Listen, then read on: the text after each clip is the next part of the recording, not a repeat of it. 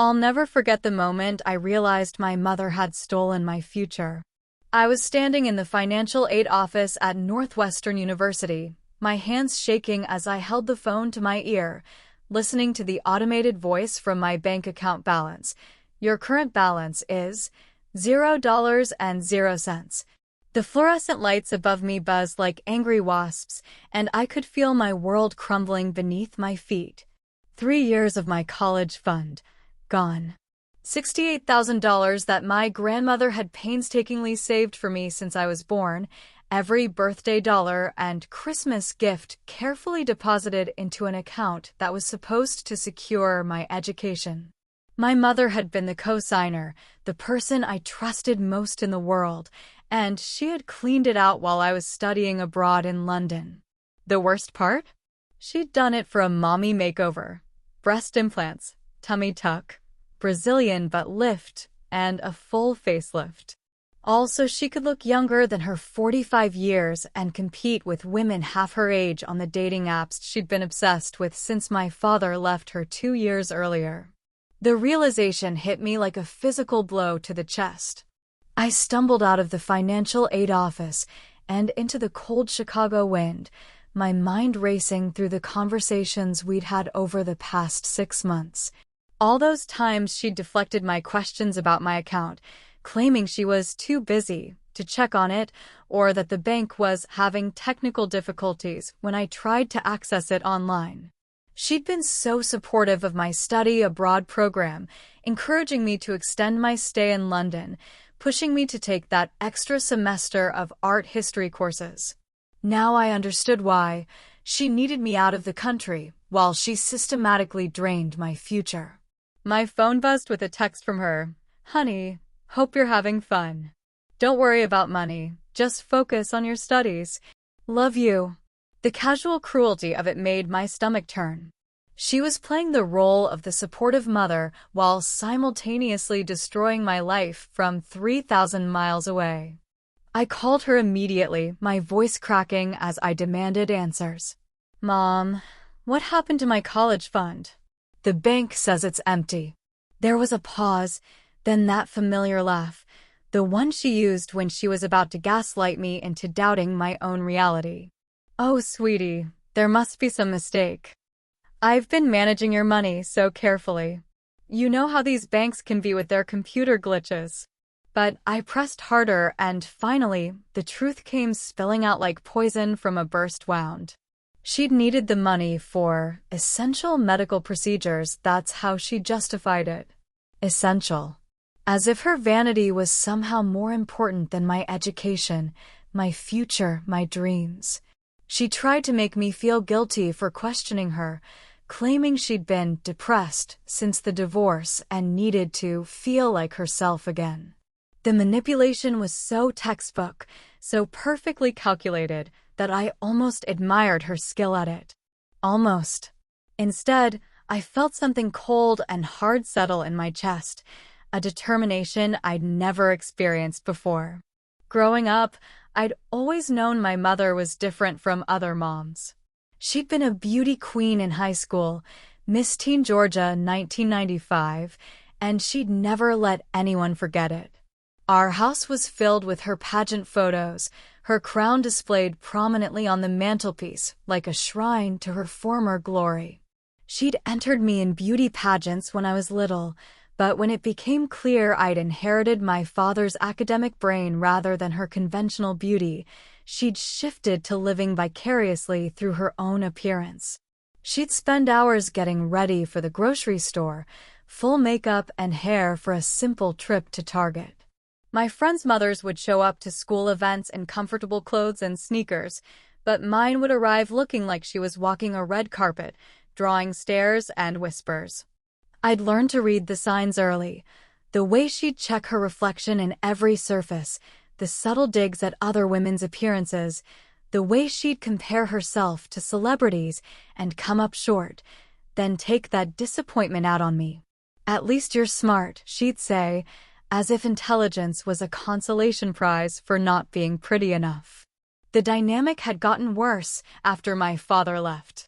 He'd been her anchor to reality, the the one person who could call her out on her narcissistic behavior without sending her into a week-long spiral of self-pity and rage.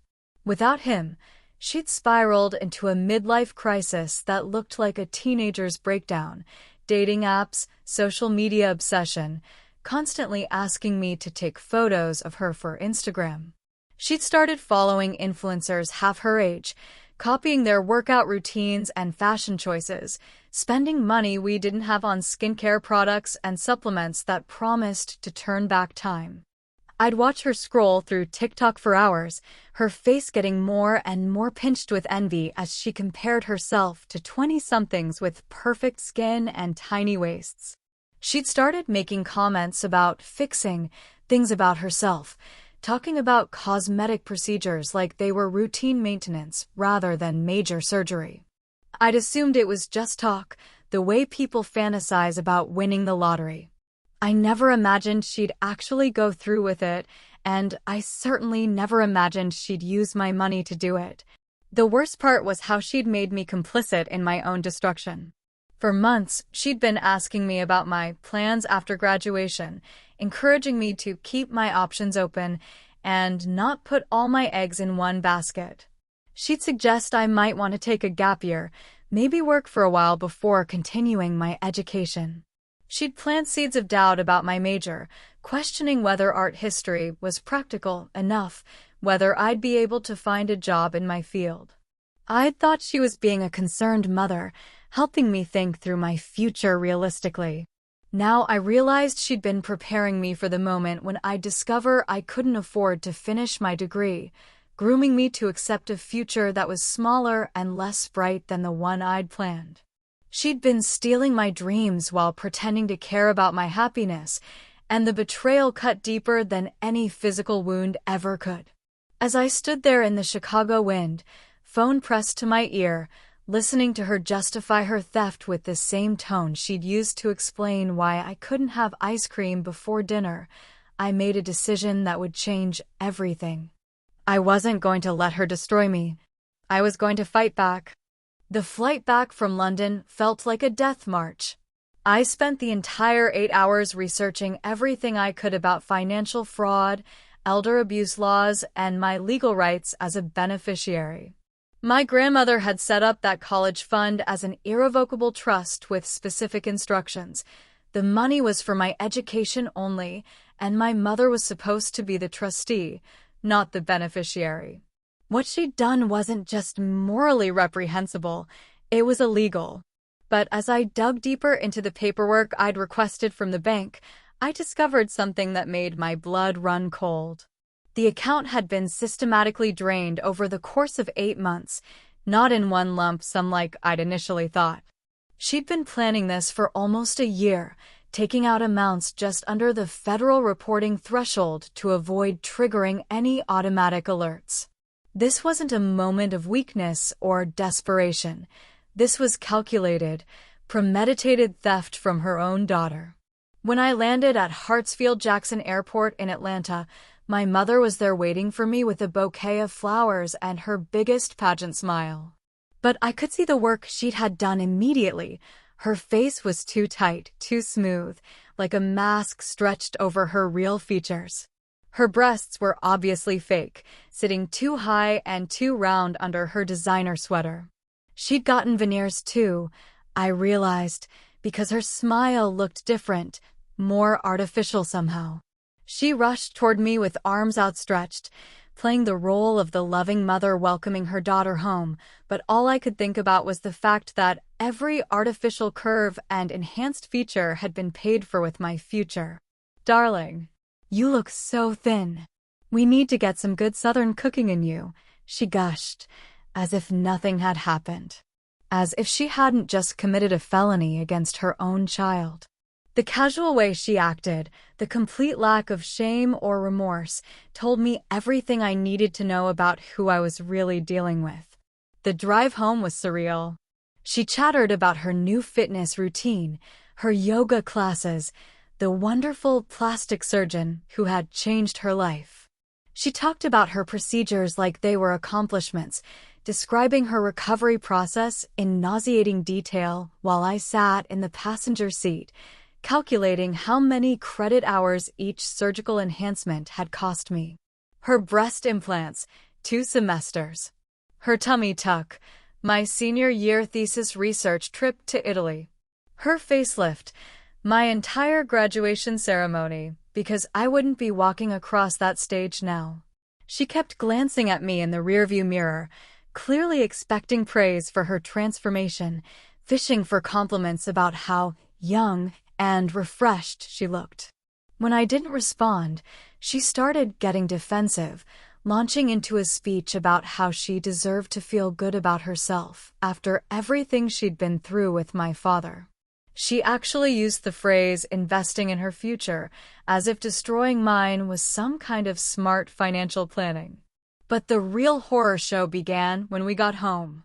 She'd redecorated the entire house with her surgery money, new furniture, new artwork, a complete kitchen renovation that must have cost $30,000 alone.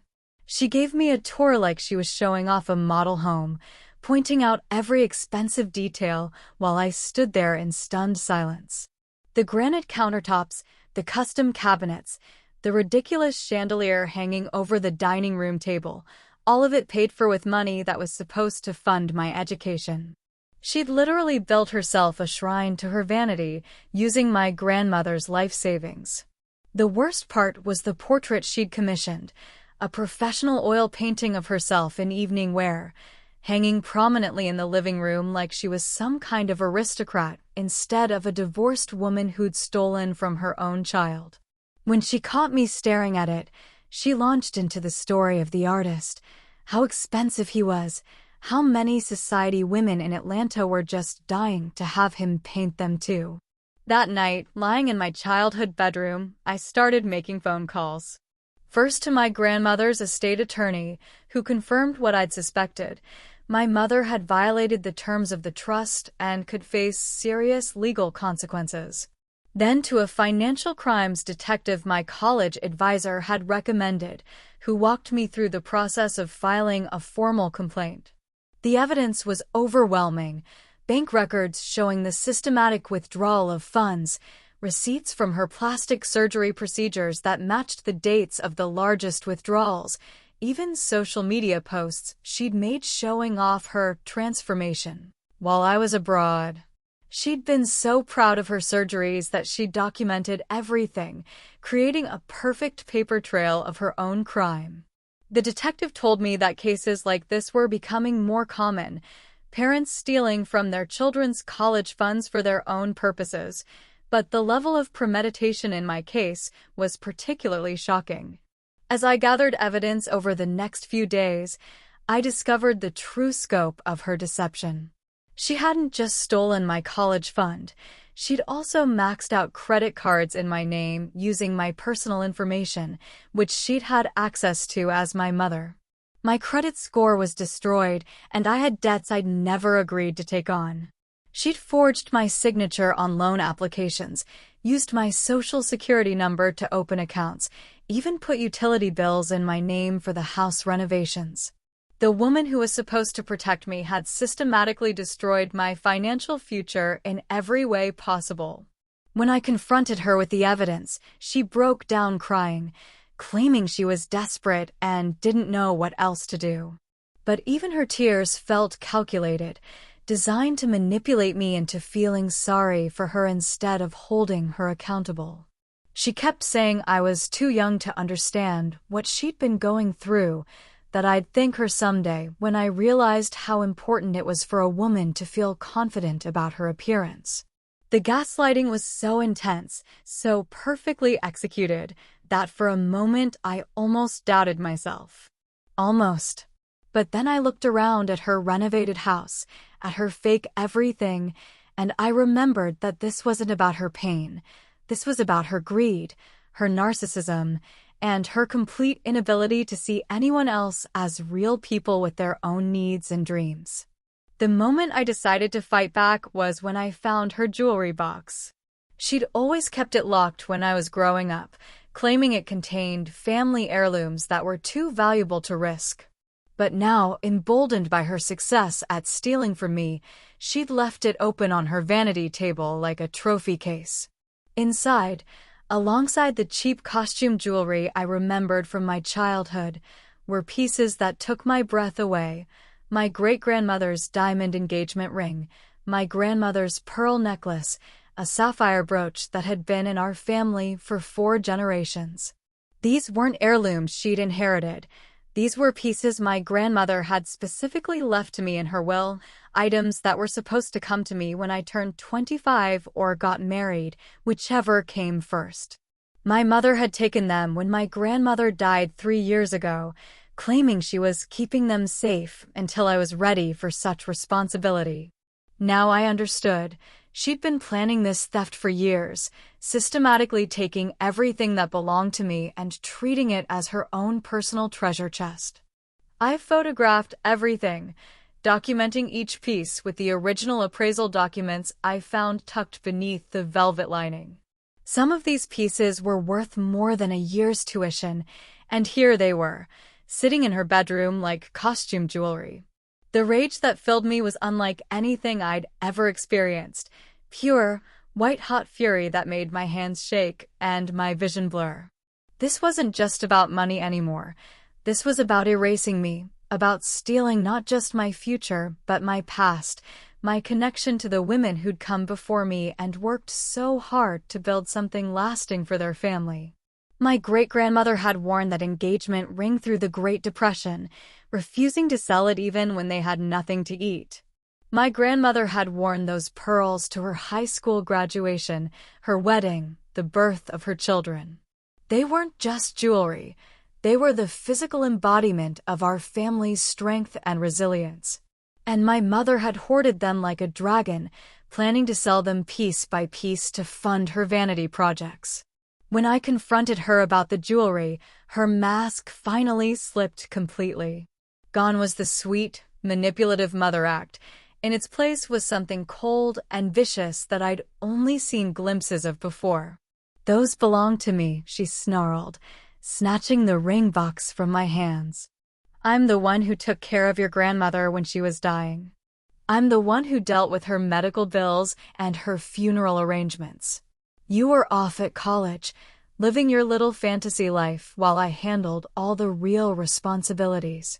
The lies came so easily, so smoothly, that I almost admired her skill. But I had the funeral records, the medical bills, the insurance documents.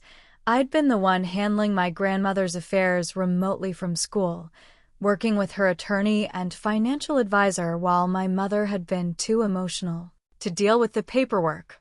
She'd swooped in after the funeral to collect the jewelry, claiming she needed to have everything appraised for estate tax purposes. I trusted her completely, grateful that she was handling the complicated logistics while I grieved. The realization that she'd been planning this theft for years, that my grandmother's death had been nothing more than an opportunity for her to steal from me, broke something fundamental inside me. This wasn't a woman who'd made a desperate mistake. This was a predator who'd spent years grooming me to be her victim. I thought about all the times she'd discouraged me from visiting my grandmother toward the end, claiming she was too sick for visitors when really she was probably trying to prevent me from learning about the jewelry and other valuables. I thought about how she'd rushed me through the funeral arrangements, insisting we needed to move forward and not dwell on material things while secretly cataloging everything she could steal. The woman I'd called mother, the person I'd trusted above all others, had been systematically destroying my life for years, and I'd been too loving, too trusting, too naive to see it. That night, I called my grandmother's attorney again, this time armed with photos of the stolen jewelry and copies of the original will. His voice was grim as he confirmed what I'd suspected. My mother had committed multiple felonies, and the evidence I'd gathered was more than enough to press charges. But he warned me about what would happen next. Once I filed the complaint, there would be no going back. My mother would likely face serious jail time, and our relationship would be destroyed forever. Did I understand what I was choosing? Was I prepared for the consequences? I looked around my childhood bedroom, at the photos of mother-daughter moments that now felt like evidence of a long con, at the participation trophies from pageants I'd never wanted to enter, at the life she'd built around her own image while systematically destroying mine. Yes, I told him. I understood exactly what I was choosing, and I was ready. The next morning, I drove to the police station with a banker's box full of evidence: bank records, receipts, forged documents, photos of the stolen jewelry, copies of my grandmother's will, and a detailed timeline of every theft I'd uncovered. The detective who'd been helping me met me there, and together we filed formal charges: grand theft, identity theft, fraud, forgery, and violation of fiduciary duty. The amount of money involved, nearly $200,000 when you included the jewelry, the credit card fraud, and the trust fund, meant she was looking at serious federal charges. As I signed the complaint, my hand was steady for the first time in weeks. I wasn't just filing a police report. I was finally fighting back against a lifetime of manipulation and abuse. I was reclaiming my power from someone who'd spent years convincing me I didn't deserve to have any. The woman who'd given birth to me had forfeited any right to my protection when she'd chosen to prey on me like a stranger. Now she was about to learn that I wasn't the helpless little girl she'd been counting on me to remain. The knock on our door came at 6:47 a.m. on a Tuesday morning, exactly 1 week after I'd filed the charges. I was in the kitchen making coffee when I heard my mother's bedroom door slam open, followed by her footsteps racing down the stairs. Through the window, I could see 2 police cars in our driveway, their lights flashing red and blue against the pristine white columns of our front porch. My mother appeared in the kitchen doorway, her face pale beneath her expensive foundation, her new breasts heaving under her silk pajama top.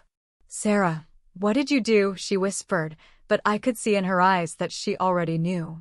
The officers were polite but firm as they read her rights, and I watched from the kitchen as they handcuffed the woman who'd given birth to me, her perfectly manicured nails scraping against the metal restraints. She kept looking at me over her shoulder as they led her to the patrol car, her expression cycling through disbelief, rage, and finally, a kind of desperate pleading that made my stomach turn. But I didn't move from my spot by the coffee maker. I'd made my choice, and I was going to see it through. The media attention started within hours. Apparently, the story of a beauty queen mother stealing her daughter's college fund for plastic surgery was exactly the kind of cautionary tale that local news stations lived for. By noon, there were 3 news vans parked outside our house, and my phone was buzzing with calls from reporters wanting to hear my side of the story. I ignored them all, but I couldn't ignore the social media storm that erupted when someone leaked my mother's mugshot alongside her glamorous Instagram photos. The contrast was devastating, her fake eyelashes smudged with mascara, her lip fillers making her mouth look grotesque without proper makeup, her skin blotchy and aged under the harsh police station lighting.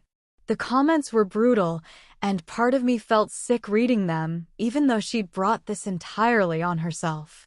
But another part of me, the part that had been silenced and manipulated for years, felt a dark satisfaction watching her carefully constructed image crumble in real time.